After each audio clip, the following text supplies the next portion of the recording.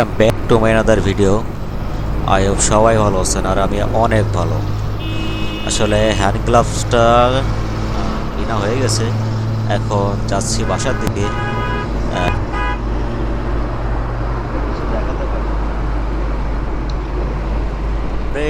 উঠলে ভাই বোঝা যায় যে আসলে রোডটা দেখছেনই তো। হ্যাঁ, আমি ইচ্ছা করলে যেতে পারতাম এখান দিয়ে, কিন্তু রিস্ক নিলাম না। একটু পরে গেলেও তো সমস্যা নাই।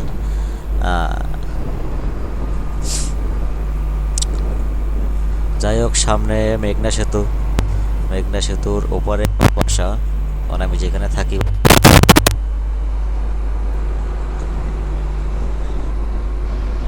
আমার ভিডিও হয়তো দেখতে পারেন কারণ আমি এর আশেপাশেই থাকি, এই জন্য ঢাকা থেকে আসতে গেলে মেঘনা সেতু পড়ে। আশেপাশে কোথাও গেলেও মেঘনা সেতু পড়ে। ম্যাক্সিমাম ভিডিওই আমার মেঘনা সেতু দেখানো হয়। আর মেঘনা সেতুতে একটু ভিউটা ভালো আসে, এই জন্য ক্যামেরাটা অফ করি না। এখানে আগে টোল প্লাজা এটা নতুন করছে।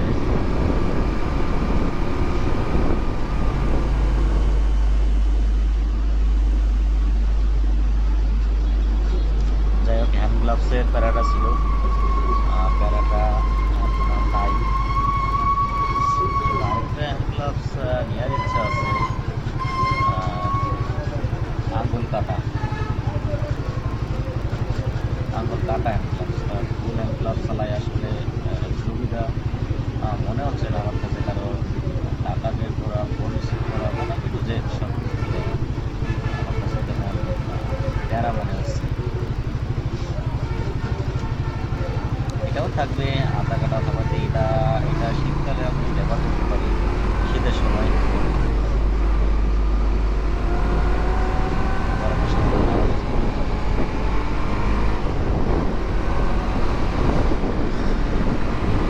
আজকে আমি বেশি কথা বলবো না। আসলে হ্যান্ড গ্লাভসটা এই যে প্লাস্টিকেরটা অনেক ভিতরে দিয়ে দিছে।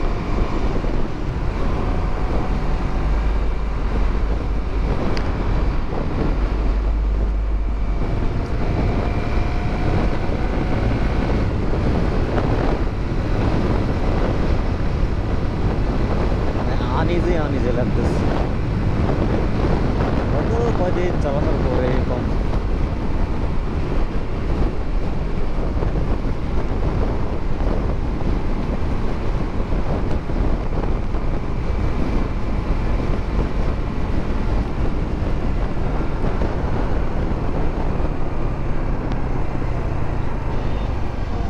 বাইরে যাওয়ার জন্য আমার আসলে খেয়ালই ছিল না।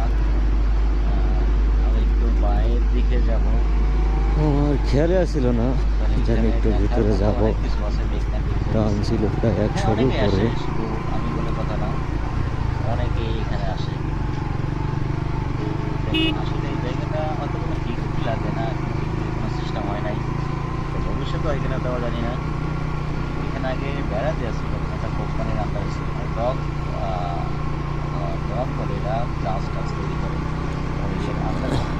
এখন এটা নাই, ওখানে মানুষ আসলে এই ঘুরতে আসে এরিয়াটা অনেকেই। আর অনেক আমি ভালো লাগে। এখানে আসছি একটু সময় কাটানোর জন্য।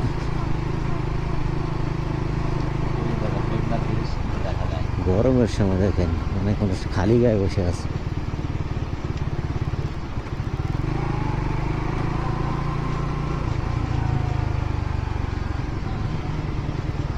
এখানে জিএস6 আর একটা আছে।